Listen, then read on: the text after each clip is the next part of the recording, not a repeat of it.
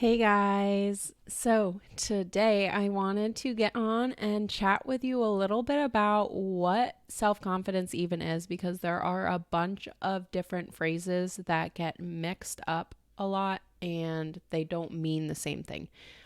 So just so we can do a little clarification for that so that way our future episodes working on all of these, you guys will get a little bit more understanding on what exactly I'm talking about and you're like, she just talked about that even though it isn't the same thing. And then why it is actually important for your entire life. So, a great all these benefits that you can get from just self-confidence, all of these things that I'm going to be talking about, we'll just group it all into self-confidence. But all of these things that I'm talking about give you a greater sense of self-worth, greater enjoyment in life and activities, freedom from self-doubt, freedom from the fear, anxiety, social anxiety that we all get, and less stress. And you also get more energy and motivation to act. And you have a more enjoyable time interacting with other people at social gatherings. Making sure that's on. Social gatherings, when you are relaxed and confident, other people will be more at ease around you and enjoy just the vibe that you put off. So, those are some really great things that you get out of all of these things that we're going to just lump into the category of self confidence. And if you guys want to drop in the comments what the best benefit is that sounds to you, drop it in the comments. And then also, we're going to just go over the terms that we have to differentiate are they're going to be self-confidence, self-efficacy, optimism, self-esteem, and self-compassion. So you kind of just need to build all of these things up in order to be a rounded person, I guess is the best way to put it. So all of this I kind of put into the category of self-confidence. When I say self-confidence, I mean all of these things. And it's all of these make up just everything that you do throughout your life. So it covers you thinking into the future, thinking of your present, thinking about your past, thinking about what you're capable of, and your ability to actually act on all of those things. So you can see just from that brief description of why it is so important in day-to-day life, work, home, just even if you are antisocial person at home, like it just helps you live life. So you just need all of these things to live life to the fullest and be happy about all of it. All right. So the first term on this list is self-efficacy, and this is the individual's beliefs of their capabilities to influence events in their own lives. So the beliefs of your capabilities to handle your future situations. So we'll call this your future looking belief. And then this has the most impact on goals, tasks, and challenges that you need to approach. Then next comes self-esteem. And this idea often rests on the ideas about your worth or worthiness. We can call this our present beliefs. So, three components to self-esteem are that it's an essential need for humans for survival and having a normal, healthy development. Next, it automatically comes from within based on your beliefs and consciousness. And then it also occurs in conjunction with your thoughts, behaviors, feelings, and actions. So it really intertwines with some of these other ones closely.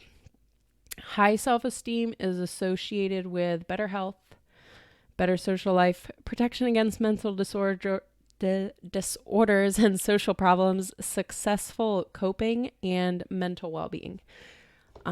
Though, so all of these things that I'm saying, I've actually pulled a lot of studies. There are actually surprisingly a large amount of scientific studies on all of these topics. And I mean, some of them classify, like mix a couple of these, like loosely talk about them in between each other. So it gets a little confusing to read them, but it's crazy that all of them end up coming to the same verdicts on all of these things that we talk about. So next on the list would be optimism. And an optimistic person is somebody who expects the most favorable outcome from any sort of situation. So it's more of a question of your interpretation. So a way to compare it is optimism is a sense that everything will work out, while confidence would be, I'm going to make this thing work out. So you can kind of see where it falls on that line.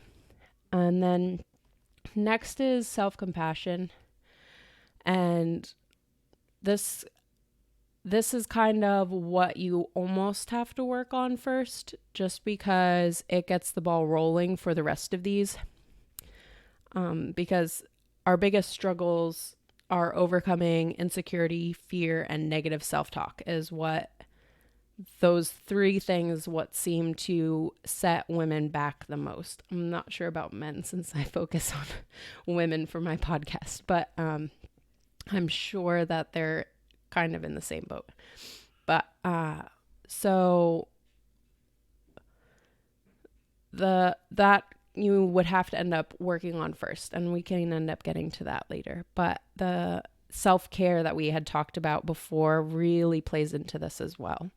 So self-compassion is what this is all about, and it might seem so hard to us, but at the same time, having compassion for other people comes so easy, and they are really the same exact thing.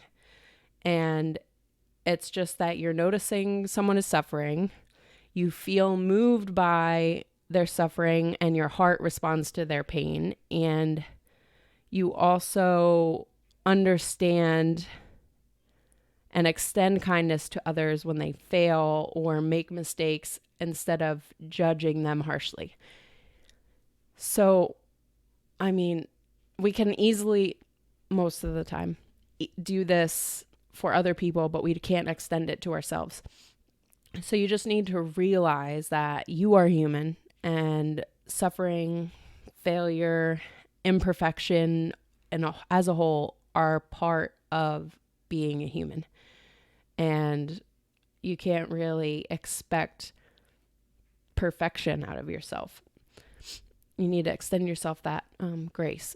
So instead of judging and criticizing yourself for inadequacies or shortcomings, the self-compassion means that you are kind and understanding when confronted with personal failings. So then next on our list is confidence. And this is the self-confidence is kind of what I throw all of this stuff into, but self-confidence itself is actually not all of this. It is actually, most people think that it is just simply feeling good about yourself, saying you're great and you're perfect as you are. But confidence is actually the stuff that turns your thoughts into action. So it intertwines with all the other stuff, but it is specifically what first turns your thoughts into judgments about what you're capable of, which ties into the other one, and then transforms those into action. So it's part of and its own thing. So that's where it gets kind of confusing for people. But all of the studies that I've read as far as self-confidence goes shows that it every time trumps IQ. And that's because when people are confident that they're good at something, regardless of how good they actually are, it displays a lot of nonverbal cues that puts them at a higher pecking order or social status or whatever you want to call it, that people just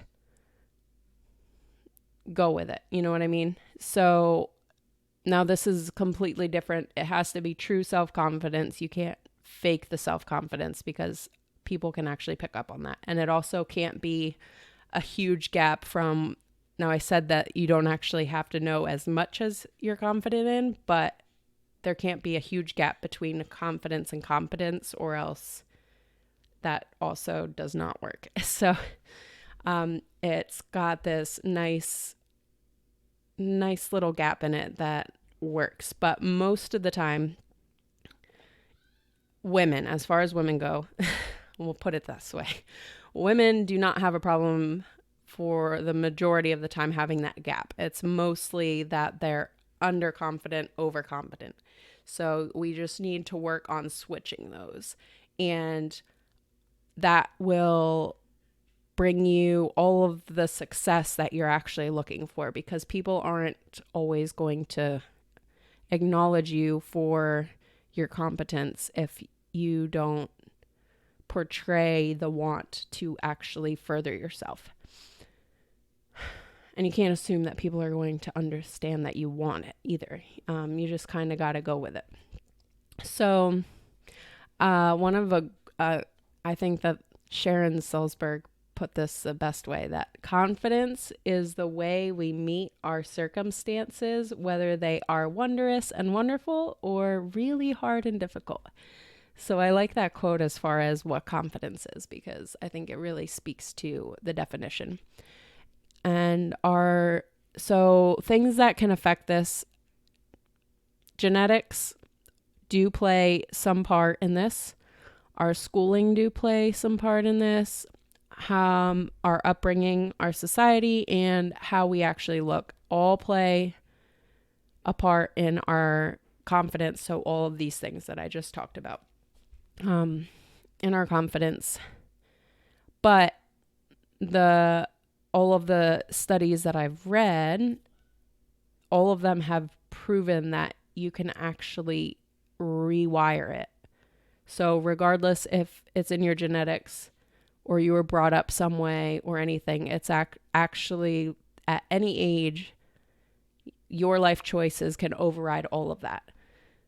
So, I mean, obviously it's kind of hard to rewire things. Habits, if we talked about habits before, it's kind of going against the grain. So it's harder, but you can do it. Which is, I think, a really, really cool thing, that, because I thought one of those things was genetics, is like you can't change it, but there's actually part of the genes, without getting too much into it, part of it that allows you to flip it on and off, that gene that you naturally have, and everything else can override it. So it's actually really cool. And if anybody watching is like biology or anything, if you want to drop me a little message so we can kind of converse a little bit more about it, because I find it so interesting. But I do not want to go to school for biology just to research this. So, what else do we have? Let's see. Okay, so the top killers of self-confidence that I see in women are not thinking you're competent, like we talked before. Usually it's competence over confidence for women, and we're looking to switch that. So compared with men, because genes do play a part in this, guys, as far as natural ability to do these things. It really does, the testosterone, and then there's also some other genes that play a factor into this. So male versus female, unfortunately, does actually scientifically have a difference. But compared with men, we don't consider ourselves ready for the promotions because of our competence. And we usually predict that we'll do worse on any tests or presentations. So that's just showing that we don't feel as confident in our jobs. And now I wanted to let you know, so because I know a lot of people feel this way, that mastery, so we're talking about competence.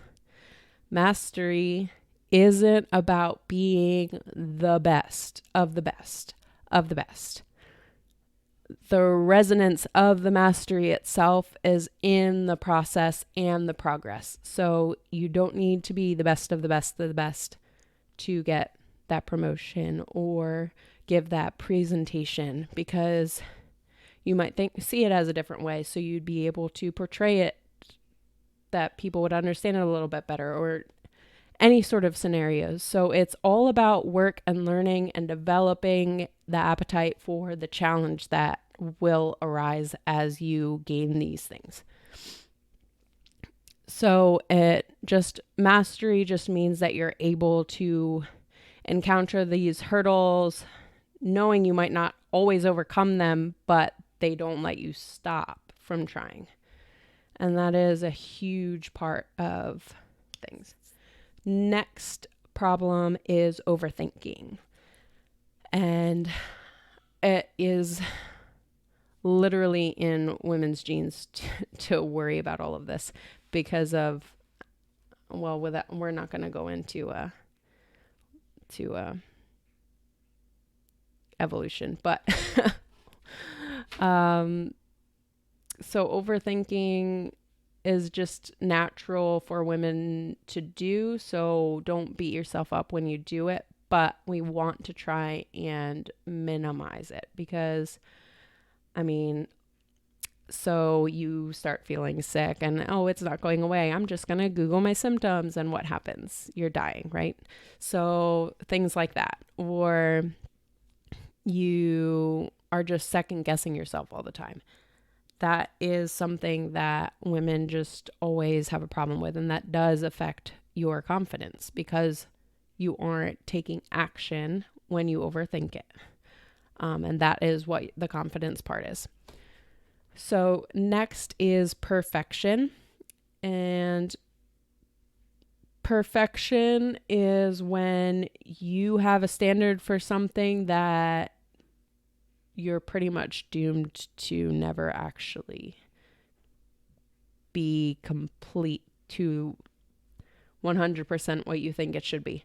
So because the bar is always set super high, you just fall into this routine of feeling like you're not enough.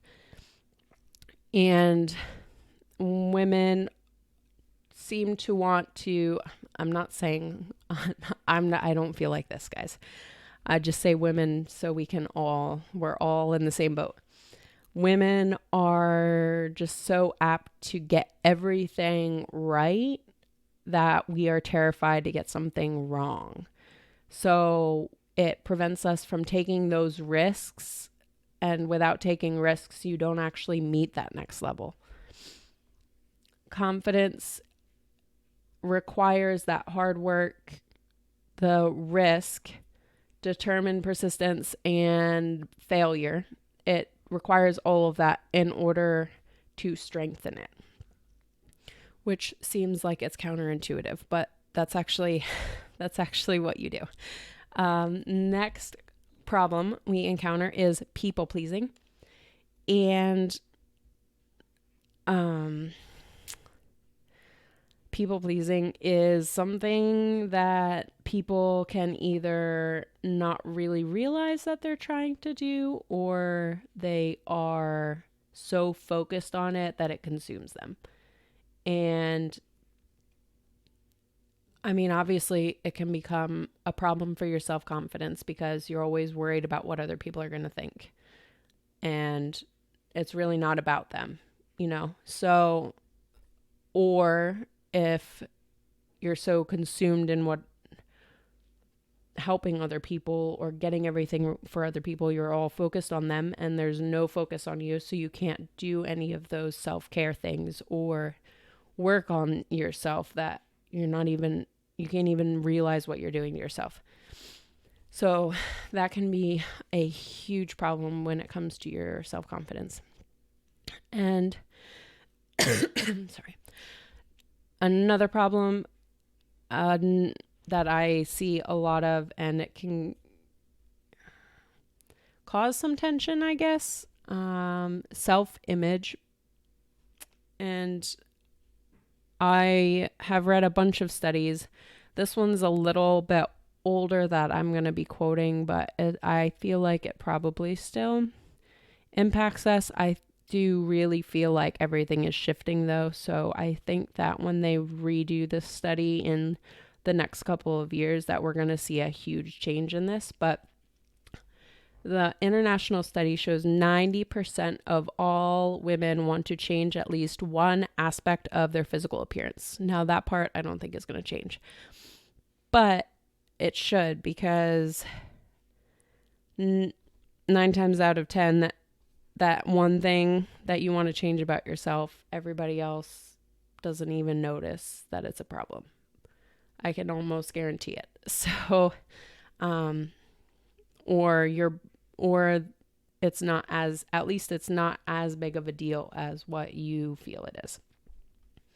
Another statistic is 81% of 10-year-old girls are afraid of being fat. They didn't really specify what their definition of fat was, but it did stem from the parents of the children constantly degrading themselves whenever they look in the mirror, and they pick up on that, and that is what they end up worrying about. So if we just changed it to the affirmations that we practice in the mornings, because I know you guys do, because we talked about it, but the affirmations, if you said those to yourself in the mirror instead of saying something about that you hate about yourself, if you said those, then they'll pick up on that instead. And so I think that starts to change with adults. That and society as a whole, but that's a bigger process. The next part is that only 2% of us actually think we're beautiful, from that study at least. And I really think that is going to be changing in the 81% and the 2% are actually going to be changing in the next couple years. I see that shift, which is really good, but it needs to get a lot better. So our own obsession with our physical appearance is really crushing and draining our confidence, guys. The next problem for self-confidence, and the last problem, is dwelling on past failures, bad experiences, or anything like that. So we tend to tell ourselves that there's no point in trying because of some past experience or failure or something proved that you are not good enough to even try. And we seem to think that our abilities are just fixed into place. So you're either good at something or you're bad at something. And if those stem from childhood, then they are definitely aren't true today. Because just from the studies that I read, obviously, that when your hormones change and everything, that also changes and develops everything in you. So if you weren't good at math in elementary school, chances are you actually might be good at math today. Or anything like that. You guys just even practicing it. So maybe you just tried it once, decided you didn't like it, so you didn't work on it, so you aren't good at it. There's a bunch of factors into that, but that just goes to show that your abilities are not fixed into good or bad, and in any area. So leadership, entrepreneurship, public speaking, that's a huge fear for everybody. That's like the number one fear, I think, for people. Asking for raises, financial investment, or parking a car. I have a problem with that sometimes. I just don't like driving. But like I said, that's just because I don't like it. So all of the results from these inactions from doing on this is from us hesitating because we just aren't sure of ourselves and we hold ourselves back. So when we actually do just push past that and do it, we do just as well as anybody else. And the confidence that we're going to be covering on all of these different areas requires a growth mindset, because believing that skills can be learned, that they can be learned, leads to doing new things. And it will encourage you being able to take risks, and it supports that resilience when you do fail, because if you aren't taking risks and failing, your confidence isn't growing.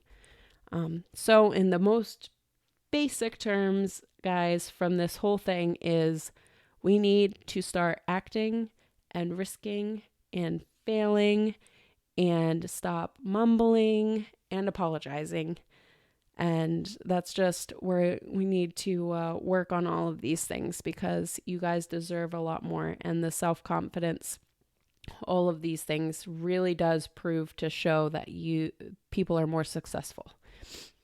So I hope that this episode, I guess we could call it, helps you see that just having a healthy sense of self-confidence is not something we just achieve and have. It's something that we need to work on. And if you didn't have it, you can have it now. It's just something that's always evolving with our life, because our life is always changing. So this will be a process, and I look forward to working with you guys on all of this. But if you guys have any questions about any of them, or you want to go ahead and comment which one you look forward to the most, you can go ahead and put it in the comments or send me a message. Talk to you soon.